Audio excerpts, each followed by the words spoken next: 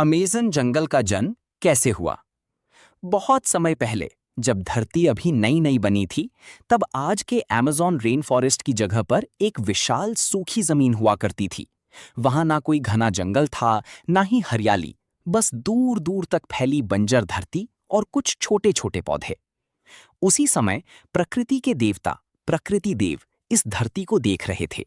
उन्हें लगा कि ये जगह बहुत खास है, लेकिन इसमें जीवन की कमी है। उन्होंने ठान लिया कि इस सूखी जमीन को सबसे हरे भरे और जीवंत जंगल में बदलना है। प्रकृति देव ने सबसे पहले आकाश से बादलों को बुलाया।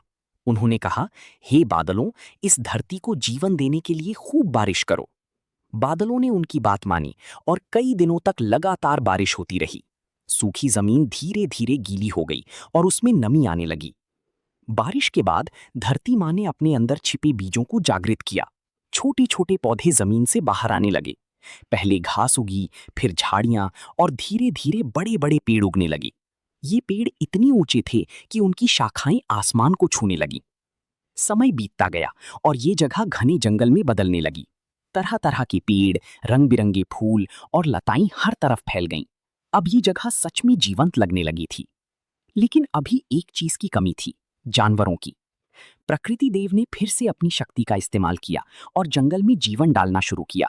सबसे पहले पक्षी आए, सुंदर और रंगीन पक्षी जो पेड़ों पर बैठकर मधुर आवाज में गाने लगे। फिर छोटे छोटे जानवर आए, खरगोश, बंदर और हिरण। कुछ समय बाद बड़ी जानवर भी आने लगे, जैसे शेर, हाथी और जगुआर। अब ये जंगल पूरी तरह से जीवित हो चुका था। हर तरफ आवाजें गूंजती थीं, पक्षियों का चहचहाना, जानवरों की आवाजें और हवा में पत्तों की सरसराहट। इसी बीच एक विशाल नदी भी इस जंगल के बीच से बहने लगी।